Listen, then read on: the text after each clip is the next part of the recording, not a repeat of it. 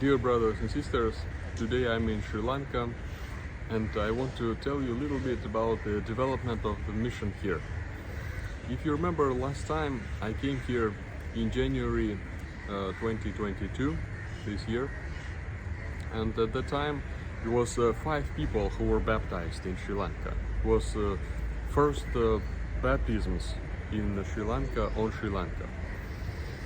And from that time it's been 10 months already, and we were planning to send priests here in March, then in summer, but nobody could come, so eventually there was a very big need, and I came now and I will tell you about my trip next time. Today I wanted to tell you about what was going on here for this time during these 10 months, the development of the mission. Maybe you know that Sri Lanka had a very big problem. Okay, last time when I came it was COVID, it was many restrictions with traveling. I was coming from Russia, many forms to fill and other things. But now, there are no restrictions, almost none, but the country has experienced big political change. Okay, they had a new president, they had all those riots, and a big economic crisis. The oil went up, they have power shortage, they have groceries shortage, they have all kinds of problems. So one of the reasons why I also came is to help provide some basic staples. Okay, we have this humanitarian project, relief project, for those who were moved, had to move from one place to another, displaced families and disadvantaged families. So that was one of the things that we've done. Okay, but so despite all these problems, all these changes, the mission here developed. Okay, the mission developed. Last time we had 5 people baptized, 5 Sri Lankans, 1 on the south and 4 in the center. It's the town of Kurunegala, and that town has the first Orthodox community.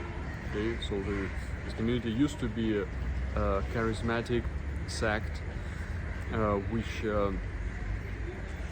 discovered, okay, the pastor, his name in baptism is Macarius, Orthodox name.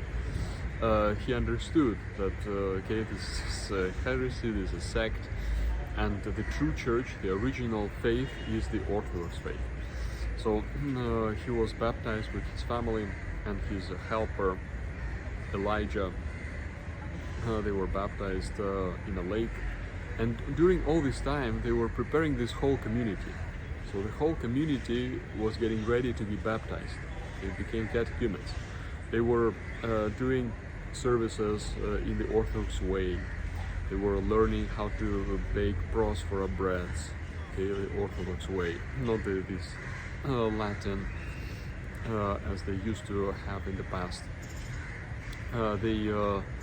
They've organized the student like a youth group for classes, for activities, sisterhood. They've organized the summer school. All this is a very recent development, okay, after January.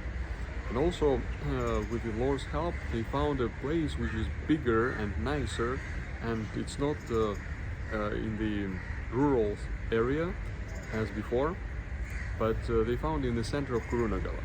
So now they have this church, and more people are coming. And this place was given by the government for a very low price, maybe 3 to 5 times cheaper than the market cost. With the Lord's help, this happened. Okay, so these are some nice developments. Other than that, they were doing active ministry in houses. Former pastor, okay, our missionary now, Macarius, he went to houses regularly, teaching, talking, praying, helping people. So all of that worked. They were also translating services. Okay, they've translated the Tipika service for Sunday, and I printed it in Taiwan, brought it here, gave it to people. They were learning to chant, although it doesn't sound Orthodox yet, but at least they have a chanter group, choir. Okay.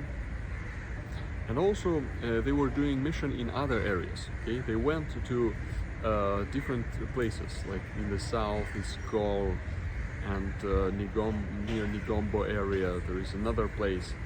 And other pastors got interested, and they are now willing to see, to talk to Orthodox missionaries and to convert, to become Orthodox. That was also one of the reasons I had to come.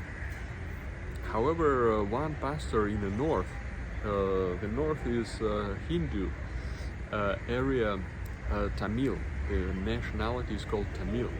They have their own language, they have their religion. Hinduism is different from the rest of the country. So in that area we had this pastor Gratian, who was like very active, and we had agreement with him. But somebody came, another heretical community came and offered him a nice salary, so he had to leave. Okay, he abandoned this path to Orthodoxy and to join. So we see the mammon is also working, using money, using resources to pull people away from the true faith. So the mission here is full of challenges, hardships. We have some people who got sick. Just son of our Orthodox member Andrew, also former pastor, he got sick, he had operation. Please pray for him. Aaron, his name is Aaron. And okay, despite all these challenges, the mission is developing.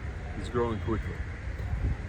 And that's why there was a need for me to come. And in October, Taiwan canceled these quarantine restrictions, so I was able to travel. It became easier, and came here eventually. Please pray for this mission, for the Orthodox Sri Lankans. Please pray for the upcoming mission in India. And next time I will tell you more about what I have done, where I have been. Hopefully we can make also a little video about everything that's going on here this time. May the Lord help us, give us His blessing, be strong, be united, and ask Him to help us do mission to everyone on this planet. God bless.